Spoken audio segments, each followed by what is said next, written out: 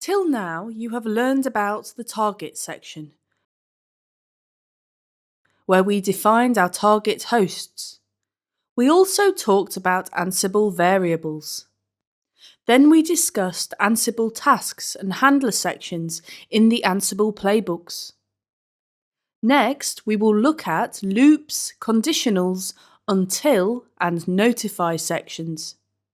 Actually, we already touched upon the notify section while we were discussing handlers. Notify and handler work together. And now we need to understand the usage of loops, conditionals, and until in a playbook.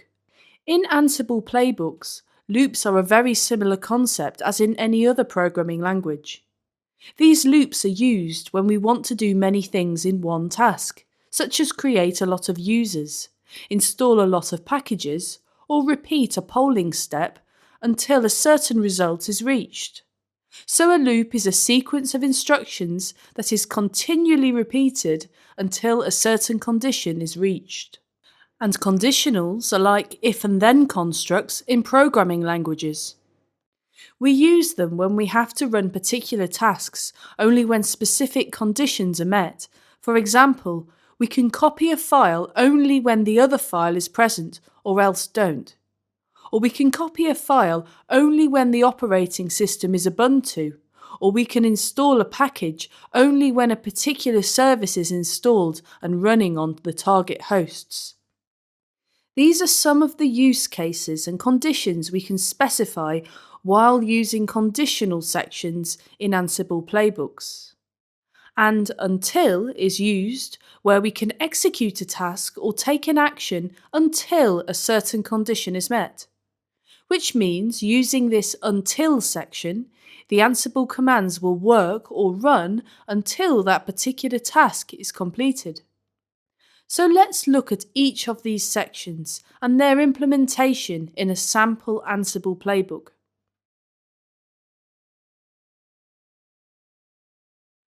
Now let's see how we can use loops in Ansible playbooks.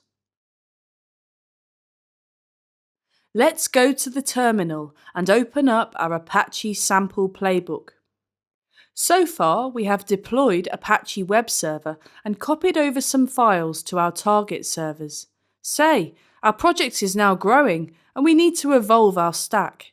Our new requirement is to install a bunch of new software packages on the target host nodes.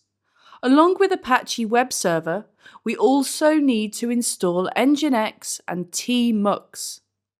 Tmux is a software application that can be used to multiplex several virtual consoles, allowing a user to access multiple separate terminal sessions inside a single terminal window or remote terminal session.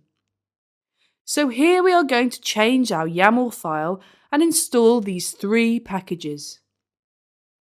Let's update the name of install tasks to reflect our intention. Now, to modify the arguments for apt module, we need to think about how we can pass in these three packages to our apt install command. One elegant option we can use is to implement loops. We will just insert a variable called item inside the curly brackets for the name of the package. And then we will use a with_item directive to provide the list of items to loop through and substitute each element into our command. Let's see how we can configure it. apt:\name equals open double curly brackets, item, close double curly brackets. update_cache equals no. with_items, Apache 2, Nginx, tmux. There we go. Now when we run our task, it will loop over these items and install each package in sequence. Here, this item variable and with_items works together. Once we set these up like so, it will loop through each variable and replace the current element value into the item variable here, and it will rerun the command with the current element, So this is how the loop works. Now let's save our playbook and see it in action. Execute. Ansible-playbook apache_install.yaml-b. On the screen, we can see that the install step worked with 3 items in the list, which are Apache, Nginx, and tmux, which means it managed to install or verify the existence of each of these packages on the remote machine. Now let's SSH into the node and verify whether tmux is installed. SSH ubuntu at node 01. sudo -i. Now let's verify whether tmux is installed. We will execute dpkg-l and grep for tmux. We can see that tmux is installed here. Now sometimes the standard distributions of Linux already have the tmux package installed by default. So just to be double sure that the installation came from our playbook, let's just look for something which is not generally installed on a vanilla installation of Ubuntu. Let's say we will attempt to install the nmap utility. Execute dpkg-l pipe grep nmap. Okay, we did not get any output, which confirms that nmap is not installed on this Linux host. Let's log out and update our playbook. Execute vi apache_install.yaml. Instead of tmux, we are going to install nmap.